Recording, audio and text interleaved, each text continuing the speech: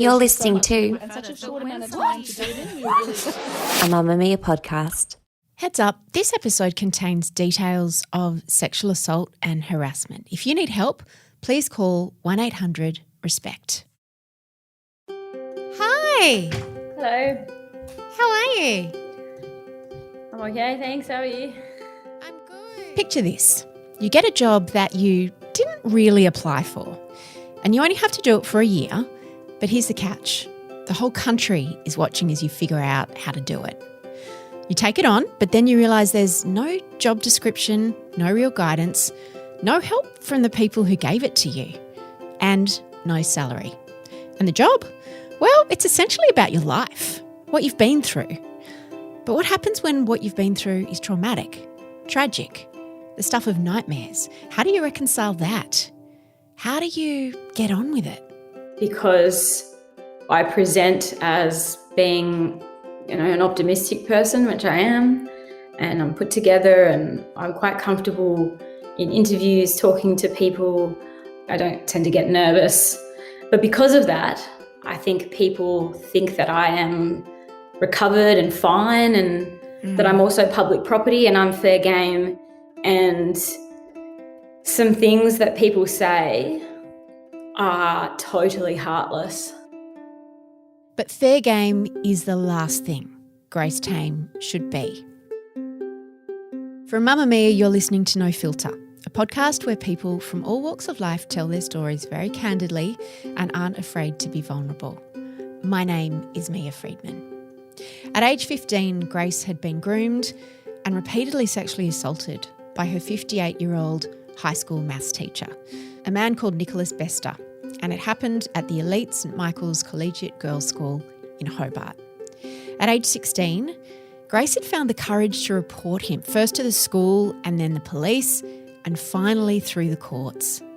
By age 22, she'd made the decision that she wished to waive her right to anonymity and speak out publicly, hoping that her story might educate others on the warning signs of grooming and prevent other children from being targeted by predators like she was.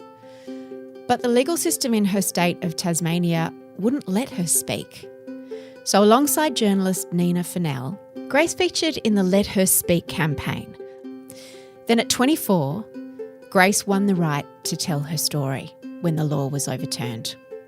And since that moment, she's been using her voice to help others. But sometimes that can be impossibly hard. Here's my conversation with Grace Tame. When you become Australian of the Year, how do you find out? Does the Prime Minister knock on your door to announce it to you with a marching band? Or do you find out with the rest of Australia? You find out with the rest of Australia. What was that night like?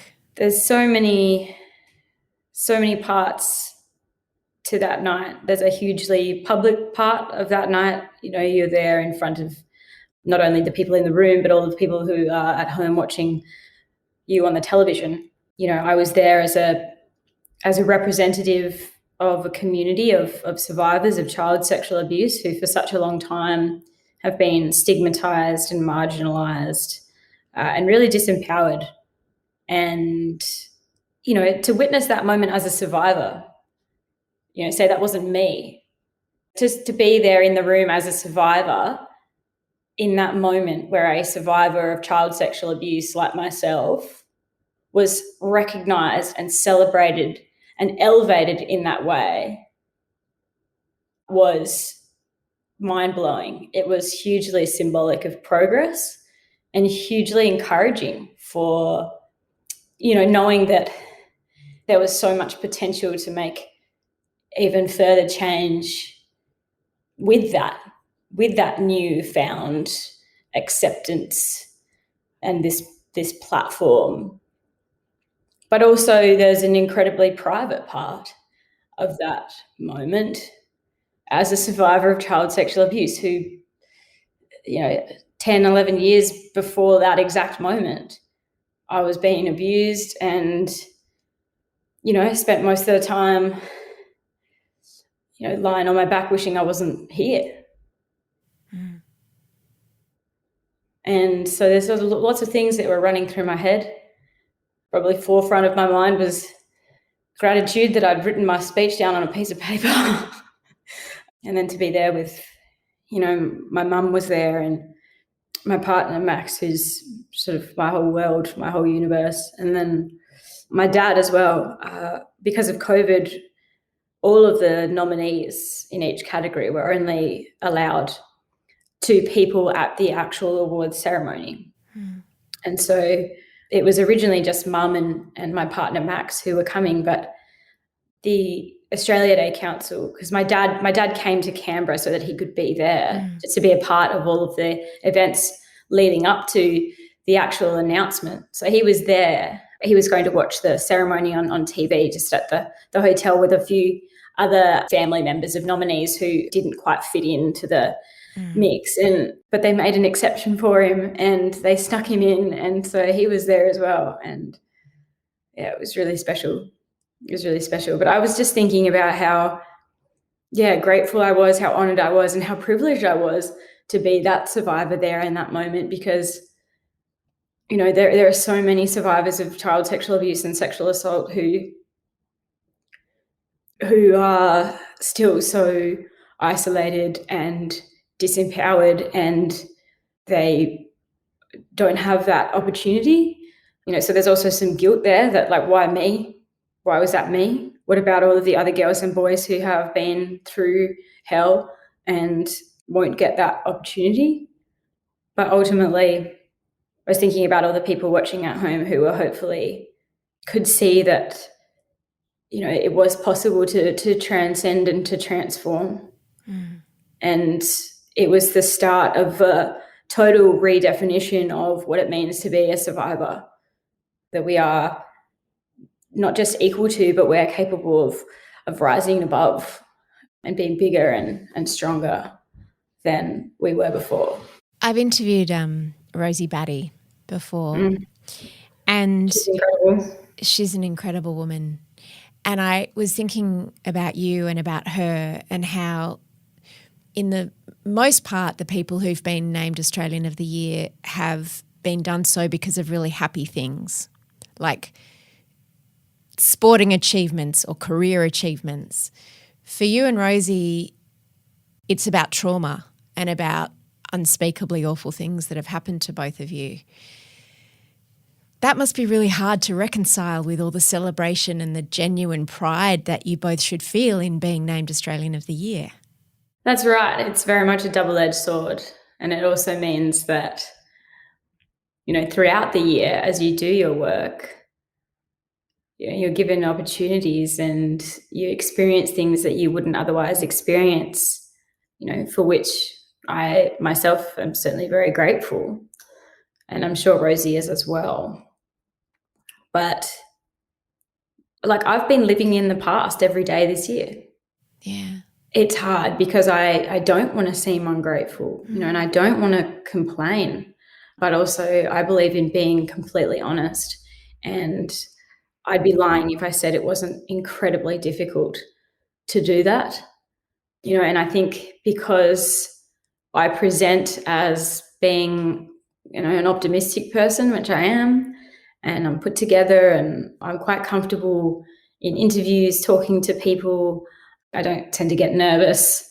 But because of that, I think people think that I am recovered and fine, and that I'm also public property and I'm fair game. And some things that people say are totally heartless. And I think that they forget, and whether it's a product of their own unresolved darkness, which, it must be, that's, and I've got to have compassion for that the people who have that much hatred, that they need to express it and pull other people down, obviously coming from a bad place. But, it's hard. And it's not so much the personal pain that I feel when I see that hatred. It's the concern that I have for other survivors who are watching really closely, who might not have spoken out yet, and they see that hatred towards me, towards the cause, and it discourages them. That's my main concern. I can't imagine, every time it shocks me, but that anyone would put hate your way. Like, I do have a tendency to call a spade you're a a spade. survivor. I have expressed some what I believe to be legitimate criticisms of the federal government, for instance. I do believe in accountability. I have been disappointed by the responses of, certain federal politicians. And there are lots of people out there who, are very defensive of who they vote for, and I understand that. I've got the sense that they didn't know what they were taking on when they made you Australian of the Year, like in a good way. The federal government have nothing to do with the actual selection process, or at least they did, and then they, of course, did the review. They started the review in March this year into the nomination process of the Australia Day Council. I didn't know that. How does it work and why did it change? Look, I don't really know. And I don't know if it has changed. Yeah, it wasn't long after I made my press club speech and I made a few legitimate criticisms of the way certain things were handled or mishandled, especially in relation to Brittany Higgins. I maintain that she has been treated unforgivably by the government. And I'm very privileged to have met and spoken with Brittany, who is just a completely awe-inspiring person who has a lot more poise than I do. I was certainly swearing on her behalf. I'm a little bit rougher around the edges. It wasn't long after the press club speech that the government announced its review into the awards process for Australian of the Year. How is it chosen in terms of you? Like, what was the process that got you named Australian of the Year? I don't know. Oh, okay. So this is so interesting. So back to the night that you found out, I'm imagining it's a big sort of machine. You're whisked aside. I'm imagining that you're given a briefing and a team and a job description and support and money. I'm half joking, but what does happen? There's no money. This is not a paid position. There's none of that really. You are just immediately thrust into the media storm. And that night we were able to celebrate for a little bit. We went back to the hotel where all the nominees were staying, had a few champagnes and whatever. But then we were, due to be in the lobby, all of the recipients, so Miriam Rose and Rosemary and Isabel and I. What are the different categories? Miriam Rose was Senior Australian of the Year. She's incredible. And Rosemary Kariuki, also a phenomenal woman. She's Australia's local hero for 2021. And then Isabel Marshall, who's the Young Australian of the Year. Lovely, lovely girl with a very important cause, normalising the conversation around periods and providing sanitary products. What a formidable group of women. Yeah. Oh, yeah. For women as well. I think it was quite the statement. Yeah. But we were all due to be in the hotel lobby at 4 a.m. the next morning after we were celebrating. And I don't know if this is the exact same experience of the other recipients, but I certainly, as soon as we arrived at Parliament House, so we went from the hotel to Parliament House, I think we arrived at about 6 a.m. at Parliament House, and I didn't stop doing media, and I did back-to-back media. I think the biggest break that I had in between two pieces of media was 5 or 7 minutes, and did back-to-back media until midday. Wow. Did they send someone to come and do your hair and makeup and help you with clothes? No. I know that sounds like such a superficial question. No. Are you serious? No, there was no help there. I just did it myself. Did anyone say to you, here's what's expected of you over the next year, here's how we're going to support you, here's a number you can call with questions? My memory around all of that is actually honestly quite blurry. It was like, have you heard the analogy of when lots of people are telling you lots of information all at once? It's like trying to drink out of a fire hose. It's just sort of some bits stick and some bits don't. I just remember being there with Max, and there was a lot of just going with the flow. It's lucky that both Max and I are pretty cruisy people, pretty adaptable people. There wasn't really much support. There was supposedly a PA that I was given who was based in Canberra, but I said very early on that wasn't going to work out for me because I'm very much a people person and an in-person person. And if I was going to have somebody helping me out, I would need them to be on the ground. I wouldn't be able to have them be, and I'm not that great over the phone. We did receive some great help from Danny Roche, who's the chair of the National Australia Day Council. That was all her personal choice to do that. That wasn't as a part of the Australia Day Council. I think that she had, so according to her, she and Rosie Batty had quite a long conversation after Rosie's tenure as Australian of the Year. And Rosie gave some really good feedback. She wasn't given any support. She was just thrust onto this platform, into the limelight, and wasn't given any support. And like me, didn't have an established career in anything, just had this traumatic story and some volunteer-based advocacy under their belt. And so I think what Danny Roche was conscious of was not wanting to repeat the mistakes of the past. And she personally offered some help and some resources. But other than that, no, it was just Max and I, really. And one of my mum's friends who had some experience doing PR and HR stuff helped for the first 6 months of the year with requests and filtering them. And yeah. So it seems to me that you're given this amazing job wrapped in an honour, but it is a huge amount of work that you're not allowed to earn money for. How do you support yourself, Grace? Well, now I do public speaking and I do get paid to do that. So that has helped this year. That's how I sustain myself, and it's also how we'll start our foundation, which is launching on Sunday, the Grace Tame Foundation, just online. We're not doing like a dinner or anything like that, but every month I'll donate a portion of my speaking fees to the foundation. It feels to me like, I don't want to project anything onto you, but it's like you've got to be really grateful for this amazing opportunity, but it's a huge amount of work and a huge amount of trauma. Yeah. Both can be true. Yeah, both can be true. Yeah. I think it's possible. It doesn't have to be one or the other. I will always be eternally grateful for this and for the opportunities that have come as a result of being named Australian of the Year.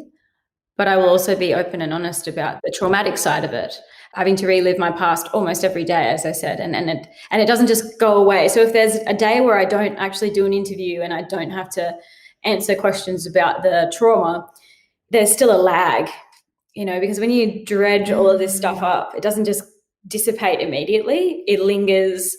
And also it has to be understood that I'm 26 years old and I've only been an adult for a really short space of time relative to how long I was a child dealing with trauma. And so a lot of what happened to me, I'm only looking at through the lens of an adult for the first time.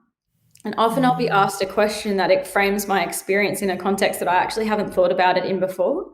And I often explain to people to sort of help them understand by saying, the older I get, the younger I was. Oh, yes.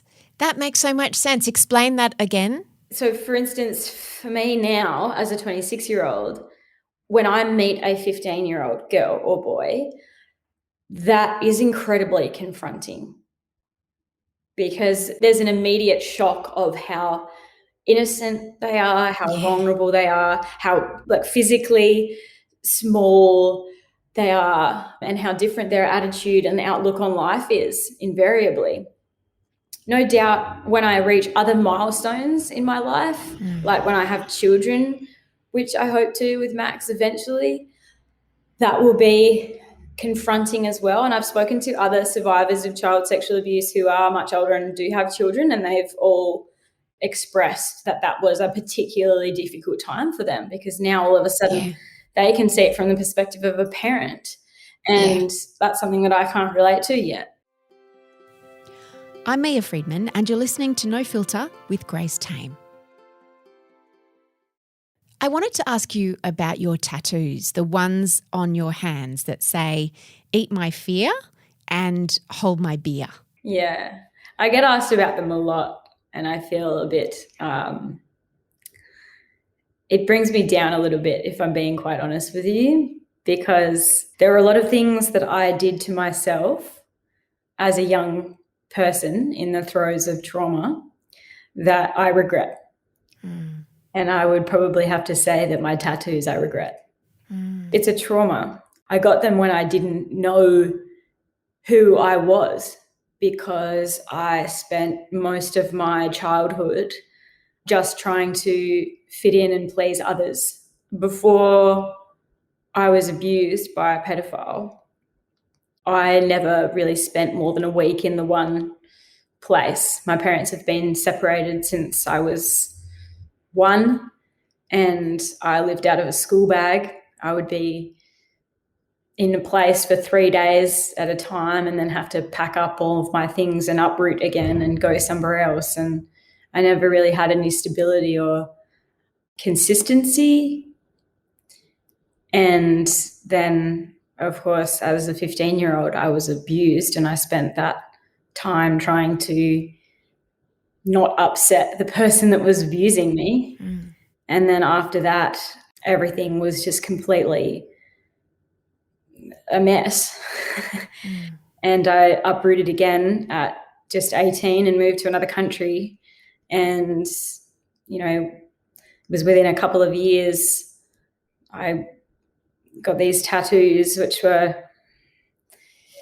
arguably quite aggressive, because I adopted this sort of persona that I was really tough and, maybe that I didn't care, and certainly didn't care about myself. I had no self-respect. And the tattoos to me remind me of that. I also got awful scars all up my arms and legs. I have a big scar on my left thigh where I took a kitchen knife and actually carved the word fuck into my skin. And oh, honey,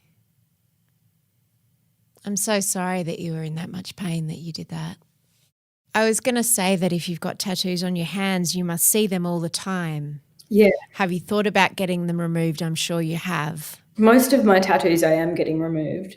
I've actually decided to keep the ones on my hand because I've developed a new association with the ones on my hands, I suppose. The Eat My Fear tattoo, I think. I originally got it because I saw it somewhere on a piece of art by one of my favorite artists. And to me, it was kind of it was like saying fuck you to negativity and saying, this idea that negativity, it exists, it's a part of life, and rather than trying to deny it or push it away, we have to accept it. And we can actually convert it into goodness. We can use it as the fuel for positivity. So that was sort of what drew me to that statement, eat my fear. So I guess, yes, I have a positive association with that tattoo. And the one, its partner, if you will, that's on my left hand that says don't drink my beer, that was just something I got, and I, surprise, I was quite drunk when I got that. And I think I got it because it rhymed. It's like the Dr. Seuss of tattoos. Yeah, exactly. Quite significantly less profound than the right hand one, but I wanted to ask you, there's been, like with all the shoots that you've had to do and all the everything, the focus on your appearance as an eating disorder survivor, has that been challenging as well? Yes, it has been incredibly challenging in this year, especially because a lot of people don't know this, but when I was actually named Australian of the Year in January, I was at the tail end of quite a serious relapse of anorexia that had lasted nearly 2 years. I was very underweight and I was running obsessively and hadn't had a period for a long time. And when you don't have a period as a woman, you don't have any estrogen. And estrogen is needed to protect our bones.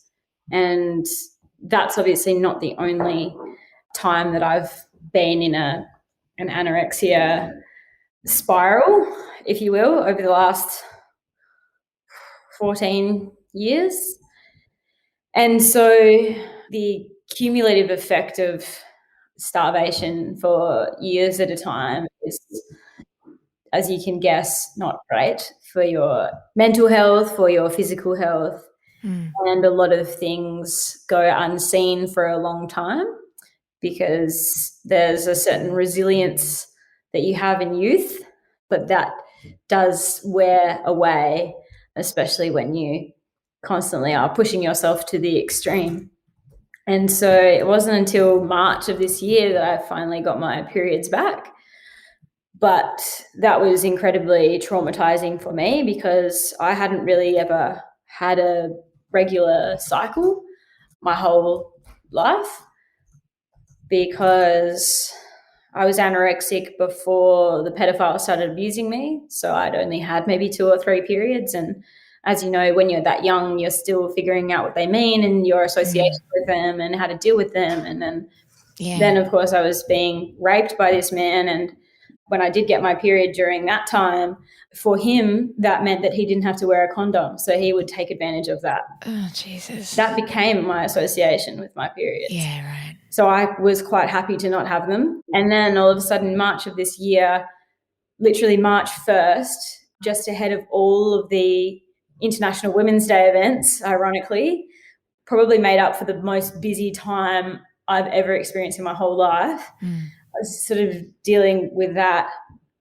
And then not long after that, everything all caught up with me in a much more serious way, because I was still trying to maintain the physical stress of a huge volume of kilometres run each week, on top of the mental stress of all of the events and commitments and media scrutiny this year. And as we know, internally we can't discern between the source of stress. It's all the same. It's just stress. Your body processes it the same way, whether it's physical or mental stress. And so I was trying to maintain this extreme level of training amid all of this. And then I fractured my pelvis because even though I got my periods back, my bones health was still really bad. And just from running, I fractured it in 2 places and then developed some other stress response in a nearby bone in my left side, and meant that I couldn't run, and running was my mental health outlet. So that was taken away from me as well. Grace, what a shit show. It was a bit of a shit show. I really was in quite a deep depression. And then Max and I moved into a house. It's just quite funny. Well, it's not really funny. It's funny, and it's funny now because I can fucking see. Excuse my English. Please. Moved into this house, and it was owned by a woman who had a cat, and she was just temporarily going away and couldn't take the cat with her. And she sort of said, oh, well, the cat's 19, so I was considering putting it down unless you guys are happy to look after Stop it. Stop it. Sure, of course. We don't want you to put this cat down, and she's 19, like we'll look after her and whatever. But it wasn't until 3 months of living there and 3 months of barely being able to open my eyes and having like swollen all underneath and really bad sinuses and not being able to sleep and feeling really tired that I put 2 and 2 together and realized, because it was every time I would put my clothes on, it would get even worse. And then I realized that the cat was sitting on all of my clothes. So I had this horrendous cat allergy. And I And I know, look, honestly, there are so many worse things that could happen. It was a little bit of a one after the other, series of unfortunate events. I was really quite down because I'm quite good at presenting that I'm okay. Yeah. Beneath it all, I was falling apart. I didn't have my physical or mental outlet. I was quite sick, and I was trying to come to terms with the fact that I was quote unquote getting healthy. And anorexia is a very cruel disease. It was also something that was weaponized against me by this pedophile. So it was quite enmeshed with all of the sexual trauma And so, like every time I look in the mirror and I am feeling down about my changing shape, I hear his voice. And it's awful. And yeah. That's fucked. Yeah, it's fucked. What support do you have? Like, how do you support your mental health? Max. He is my whole world. So How did you guys meet? we met oddly on an app called Strava. So not a dating app. I've never actually had a dating app, and I don't believe that Max has either. Max, have you had a dating app? Max What's is right there. By the way. Strava? I want to hear about Strava. I'm not just talking to myself. We met on this app called Strava. We actually we're the exact same age, only 6 weeks apart. Max is 6 weeks older than me. And for 4 years of high school at least, not for all of high school in the end, but for 4 years of high school, I went to an all-girls school, and there's a brother school, an all-boys school, and Max actually went to that all-boys school. So we knew of each other, but we never actually met before, which is quite odd because when we met, the connection was instant. We were already finishing each other's sentences on the first date and realising that the other had the same sort of worldviews and weird sense of humour and weird patterns of behaviour and habits and all of that sort of thing. And I'll never forget that night for many reasons, but one in particular stands out to me as someone who up to that point had never really been in a healthy, stable relationship and had been used a lot because a lot of people knew that I was vulnerable. There were a lot of people who actually preyed on me after the abuse because they knew I was an easy target and that I didn't have anything better to compare it to, so that they could get away with mistreating me. And so I tolerated a lot of bullshit and was in situations that I didn't want to be in and would allow people to – I just copped a lot of stuff because I didn't want to fight. I just didn't have the energy to fight it. And I remember that night we both had a few drinks and Max was insistent that I didn't drive myself home.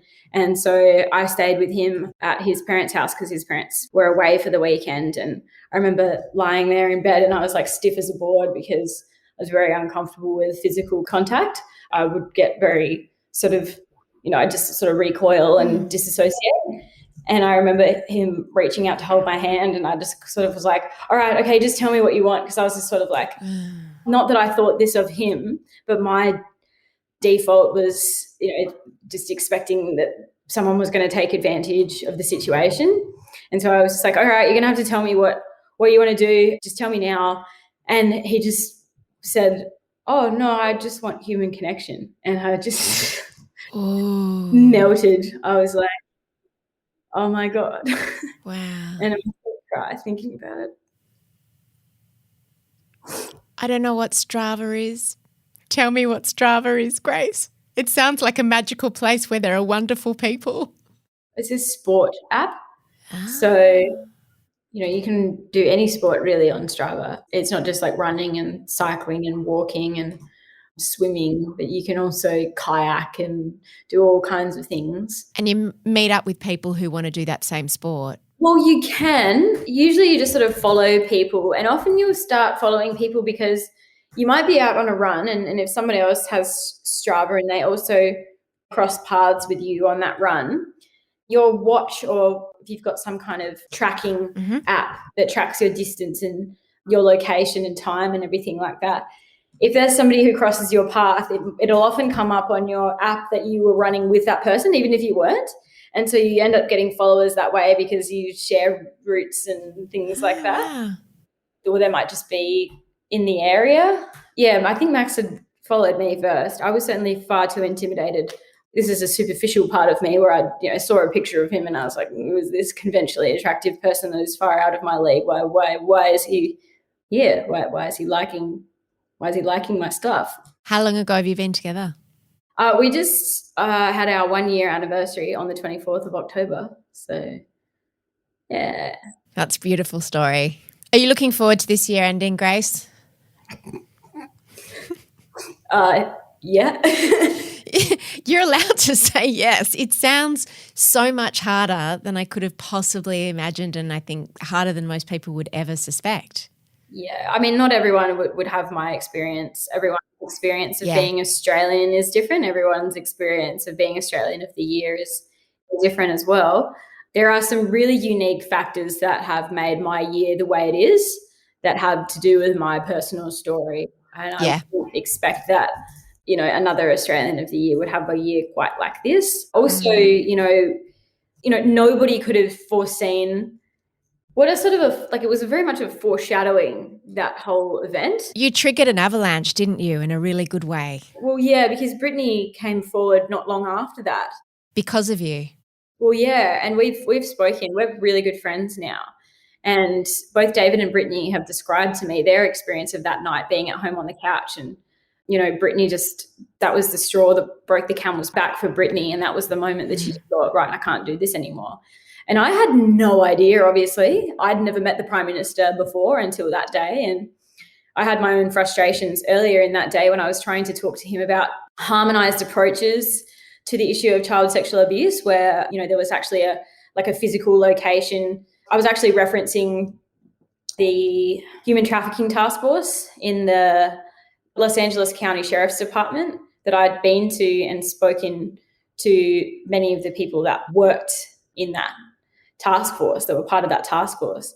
I was referencing that, and I was saying that I thought that there was need of a physical location where agencies, organisations in the child protection space could actually be together so that the communication was direct and everybody knew what everybody was doing at the same time, and there were no wasted resources, and it was much more efficient. And I was trying to explain that, and Max was standing there with me, and it's like Teflon. It was like nothing stuck. And I remember distinctly the words, "We already have infrastructure of that kind and it's working quite well." And I just thought, is it really?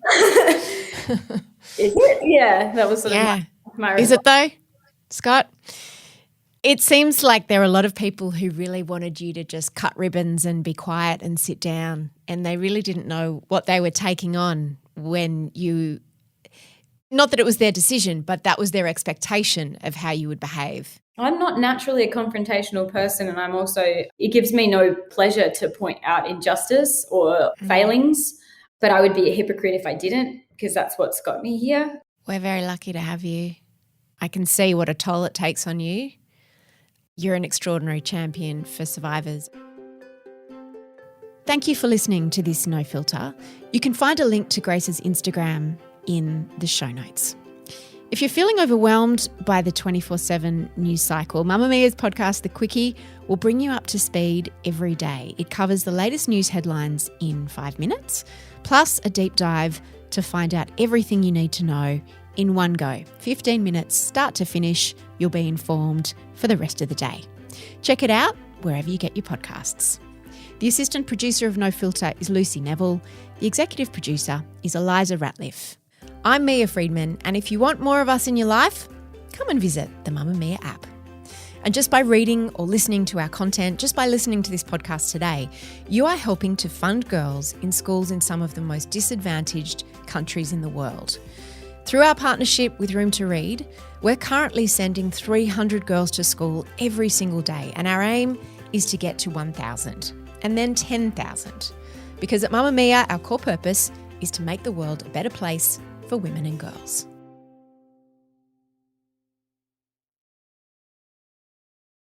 Mamamia acknowledges the traditional owners of the land we have recorded this podcast on, the Gadigal people of the Eora Nation. We pay our respects to their elders, past and present, and extend that respect to all Aboriginal and Torres Strait Islander cultures.